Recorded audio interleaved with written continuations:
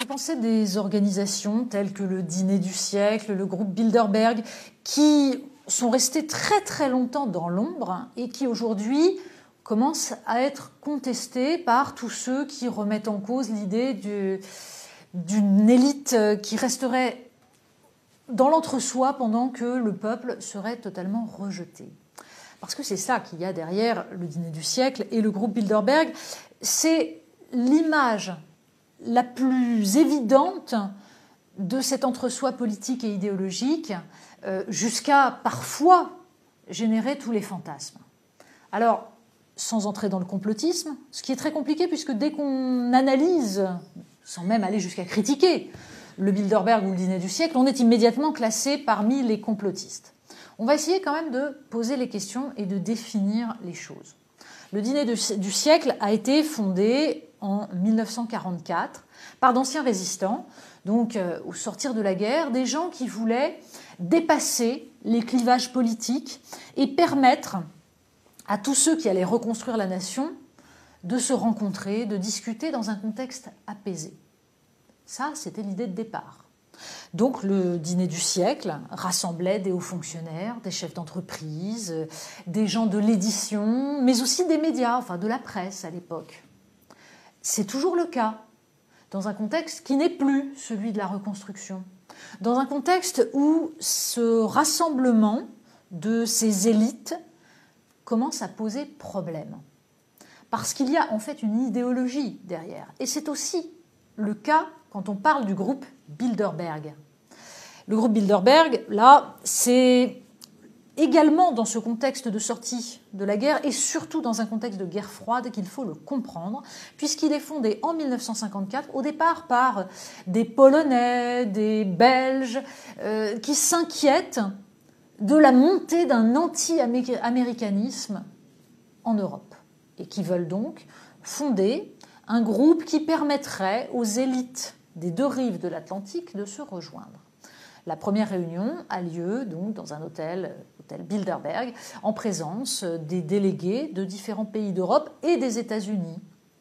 Et très rapidement, ces personnalités vont mettre en place un réseau d'influence, parce que ces deux groupes fonctionnent par cooptation, dans le secret le plus absolu. Quand on assiste aux réunions du groupe Bilderberg, on s'engage à ne pas raconter ce qui a été dit. L'idée est de garantir une forme de confidentialité qui permettrait aux uns et aux autres de discuter en toute liberté et donc de générer des idées parmi ces grands de ce monde qui doivent évidemment décider de nos destins et en décider en toute intelligence. Sauf que le premier souci est qu'en effet, cet entre-soi est profondément malsain. Il est d'autant plus malsain que ces élites qui font partie de ces groupes, ce qui peut sembler légitime au départ, se sont coupées totalement du reste de la population.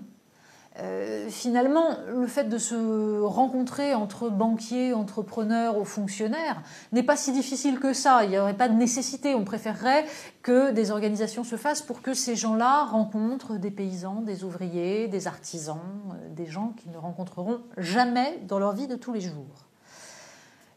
Le deuxième problème, parce qu'il y en a de nombreux, c'est quand parmi ces personnalités, on trouve des gens de médias.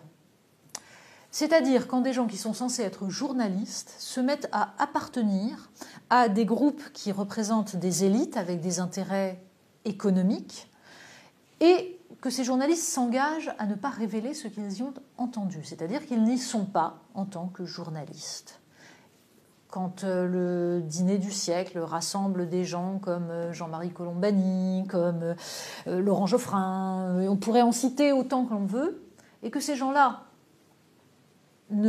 n'expliquent pas quelle est la teneur de ces discussions et des débats idéologiques qu'il peut y avoir, alors ils participent à la constitution d'une conscience de classe de la part des puissants. Ce n'est pas vraiment le rôle des journalistes. Le problème est encore plus prégnant avec le groupe Bilderberg. Pourquoi ? Parce que ce groupe, qui se veut la construction d'une amitié entre les États-Unis et l'Europe, poursuit donc une idéologie. Au départ, la demande vient d'élites européennes, mais elle se constitue dans un cadre de guerre froide qui n'existe plus, mais l'influence des États-Unis se continue à impliquer des décisions politiques qui aujourd'hui jouent sur nos économies, sur la géopolitique de l'Europe. Accepter l'organisation du groupe Bilderberg, c'est ne pas comprendre que l'impérialisme américain utilise des outils pour faire valoir les intérêts des États-Unis et que parmi ces outils figure désormais le groupe Bilderberg. L'exemple principal vient du fait que ce groupe a mis en place des sessions de formation pour jeunes Européens prometteurs, qu'on appelle les Young Leaders, qui ont le droit de venir passer plusieurs mois gratuitement aux États-Unis pour observer la société américaine. Ces Young Leaders ont vu passer aussi bien Rachida Dati que Ramayad, que Najat Vallaud-Belkacem. Il s'agit là purement et simplement d'influence idéologique. Enfin, dernier point qui illustre à quel point petit à petit ces élites se sont détachées des intérêts à la fois des peuples et des nations, parce qu'on retrouve là toute la théorie de l'historien américain Christopher Lasch sur la sécession des élites, l'idée que des élites mondialisées auraient aujourd'hui des intérêts communs de classe et se seraient détachées des intérêts objectifs des peuples auxquels ils appartiennent. Eh bien, donc c'est cela qui est illustré là, et la meilleure preuve en est cette réflexion en 1999 dans Newsweek de David Rockefeller, qui fit partie en 1954 des fondateurs du groupe Bilderberg et qui expliquait, nous le citons dans le livre du comité Orwell, Bienvenue dans le pire des mondes, le triomphe du soft totalitarisme, qui expliquait donc « Quelque chose doit remplacer les gouvernements et le pouvoir privé me semble l'identité adéquate pour le faire ». Il y a, à travers des groupes comme ceux-là, non pas simplement la volonté de se rencontrer entre gens qui auront des décisions à prendre. Il y a une vision du monde commune et cette vision du monde repose sur l'idée que les intérêts privés doivent prendre le pas sur des États que l'on considère comme ringards, inopérants et n'étant plus en prise avec la marche du monde.